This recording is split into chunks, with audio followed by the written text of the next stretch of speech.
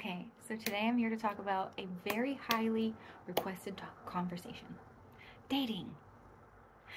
Maybe you're excited, but don't get too excited because I'm not about to give you all the ins and outs of my dating life. More so just a little bit of some things I've learned along the way.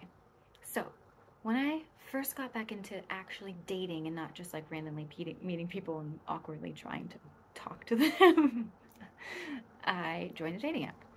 And this guy sent me a dating advice video from this guy that he liked to watch. And this was when the world of dating advice videos was introduced to me. I kind of got curious about it. Definitely would watch things and think, oh, is this the world I'm entering? Interesting. Some of the opinions were way out there and absolutely, and when I would hear that the person I was dating aligned with this person, I was like, oh, that gives me a lot of really important information. Thank you. Goodbye. So yeah, there's a lot of information out there, and I think it's interesting, and I got curious, and so I started watching dating videos from a lot of different people just because I wanted to hear all the different things that were being advised to people. Then I became a therapist. So not only am I in the dating world, but I'm hearing all of my clients' stories about dating. And you know, the information that I am intaking on dating is ripe and interesting and messy, and it made me realize something, that dating advice videos are bullshit. I'm sorry to say it, break your heart, but I'm not here to give you advice outside of, we are all unique people, and when we compare something that we're having, a relationship we're having, with something that the internet says we should be having and how it should look, it's always going to make us feel bad. It's always going to make us feel like we don't have enough. But if we're actually just paying attention to the relationship we have and really living in that space, it's going to give you A, all the information you need to know, and B, more often than not, if you're not paying attention to the way people say it should be, you're probably pretty pleased with how things are going if you're really present in the moment and they're meeting your needs. So here's really like advice, if that's what you're wanting. A, know what you want. You gotta know what you want. You gotta know if something is a non-negotiable, if there's a value that you need somebody to be aligned with in their life, if they're living in alignment with it. If you don't know what you want, you're just gonna be kind of searching around and find little things in each person. It's like, I like that, which it is all information gathering, so it's okay. But knowing what you want kind of saves you a little bit of time and some of the struggle. Also, know what you don't want. Just as important.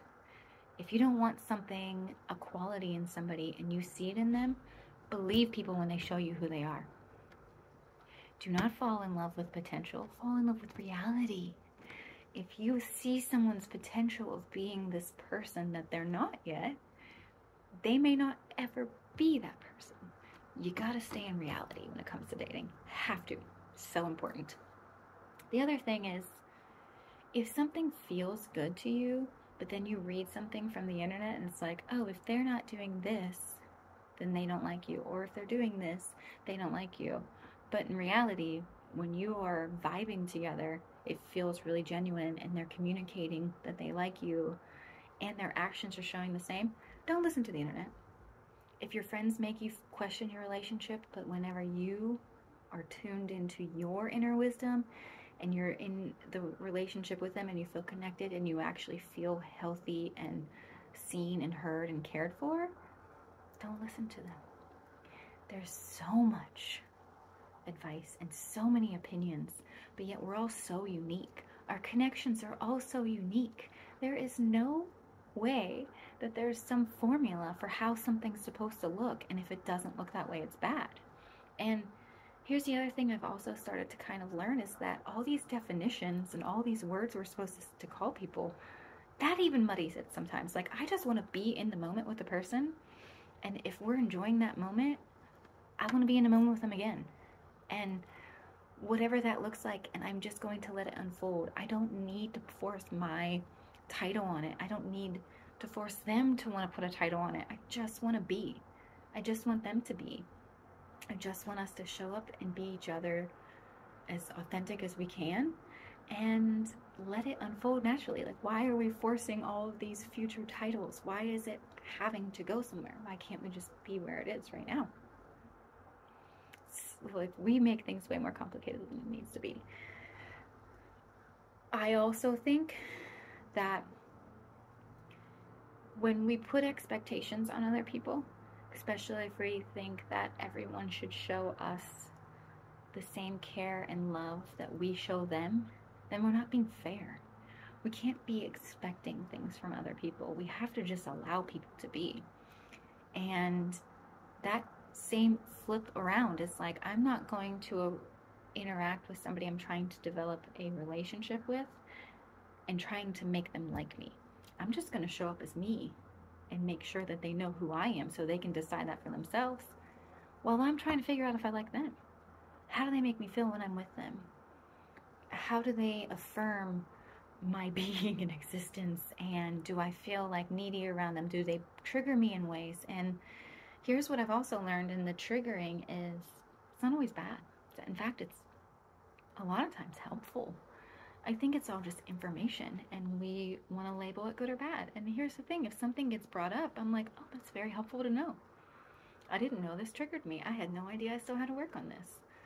If we can just start to see it as just information, every relationship we have, no matter what it's defined as, can teach us. It can help us grow, can help us heal.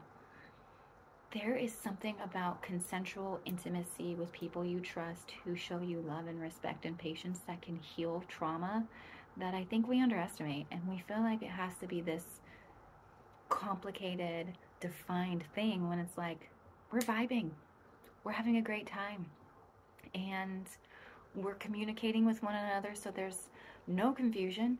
And also, we don't even know where it's going, and so we're not going to pretend that we do. That kind of stuff is very healing. It's very healing. And if we could just be open to it, if you can be open to the way you relate with somebody possibly healing you, you'd be surprised at the beautiful healing that can come with it. Also, I think the information that is being brought up, if something's making you feel uncomfortable, it's important to know. And I think you will find more wisdom and more advice when it comes to dating if you just pay attention to what your interactions with people bring up. Does it make you feel a certain way, in a good or a bad way? If you want to label it that, pay attention to it. Write it out, sort it out, talk it out. But when you read things on the internet, if you take them for 100% face value, as this is how it has to be, or else this person doesn't like me, you could be missing out on somebody who just shows you they like you in a different way.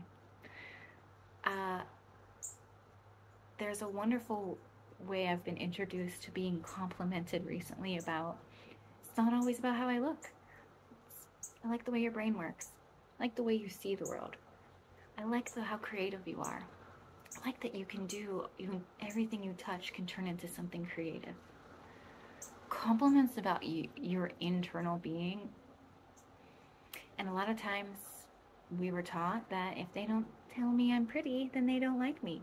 Pay attention, because these people are telling you that they like you in their own way, and we're missing it because we think it should be in the way the internet advice said it should be. Everything's way more individual, way more intuitive than some internet can tell you. So connect to yourself, connect to the person you're connecting with. Pay attention to how that feels instead of seeking advice from everyone else. And you will have all the answers you need to know. The truth lies within you. And if you're having a relationship with somebody, the truth lies within that relationship. You don't need to seek outside advice. You just need to connect to each other and to yourself. You have an inner knowing. You pay attention to that inner knowing, you're going to know. I promise. There's your dating advice from Hope.